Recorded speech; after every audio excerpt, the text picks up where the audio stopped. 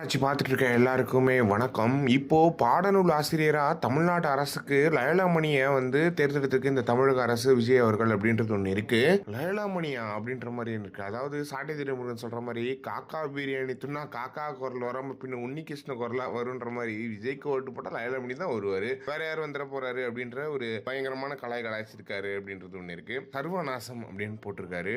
இவர் ஒரு பேட்டியில லயலாமணி அவர்களை கேட்கிறாங்க, இந்தி திணிப்பை பத்தி விஜய் அவர்கள் என்ன பேசியிருக்காரு. இந்தி திணிப்பு வேணாண்டி கரகாட்டம் ஆடிக்கிட்டு தமிழ் பாடண்டின்னு பாட்டு பாடுறாரு. தீண்டாமை எடுத்து தீப்பந்தம் கொளுத்துன்னு பாடிக்கிட்டு இருக்காரு. அதுல ஒரு தீண்டாமை வருது இல்ல அப்படின்னு சொல்லிட்டு பாடின ஒரு நபர் அவர் வராரா, இவரும் வராரு, அவர் வராரா, இவரும் வராருன்னு பேசிக்கிட்டு இருந்த இவங்க எல்லாம் இப்போ தமிழ்நாட்டுக்கு பாடநூல் கழக தலைவரா இருக்காரு அப்படின்றது எப்படி ஏத்துக்க முடியும் அப்படின்றது தெரியல. ஏன்னா இன்னும் என்னென்னலாம் நம்ம பார்க்கணுமோ அப்படின்றது ஒண்ணு இருக்கு. தமிழ் தேசிய அரசியல்ல சீமானவர்கள் நம்ம படிக்கணும், படிச்சு முன்னேறணும் அப்படின்றத ரொம்ப முக்கியமான விஷயங்களை பேசிட்டு வந்துட்டு இருக்கும்போது இந்த ஊர்ல தமிழ்நாடு தான் இருக்கிறதுல டெவலப்டு ஸ்டேட். எல்லா ஸ்டேட்டையும் கம்பேர் பண்ணும் தமிழ்நாடு டெவலப்டு ஸ்டேட். ஏன்னா நம்ம தமிழர்கள் நம்ம அறிவார்ந்தவர்கள் அப்படின்றதுனாலதான் இதெல்லாம் எப்படி பார்த்துக்கிட்டு இருக்கிறது அப்படின்றது தெரியல. இன்னும் என்னென்னலாம் இருக்கு அப்படின்றது தெரியல. ஏற்கனவே போக்குவரத்து துறை அமைச்சரா இருக்கட்டும், இல்லைன்னா கல்வித்துறை அமைச்சரா இருக்கட்டும், விளையாட்டுத்துறை அமைச்சரா இருக்கட்டும், இவங்க யாருக்குமே ஒண்ணுமே தெரியல அப்படின்றது ஒண்ணு இருக்கு. அதுவும் தூத்துக்குடியில ஒரு எம்எல்ஏ இருக்காரு.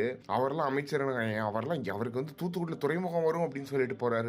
அந்த அளவுக்கு இருக்கு. எனவே இன்னொன்று என்னென்னலாம் பார்க்க வேண்டியது இருக்குன்றதை நம்ம பொறுத்து வந்து பார்ப்போம். லயலாமணி அவர்களுக்கு பாடநூல் கழக தலைவராக பொறுப்பை பற்றி என்ன நினைக்கிறீங்க அப்படின்றத மறக்காம சொல்லுங்க.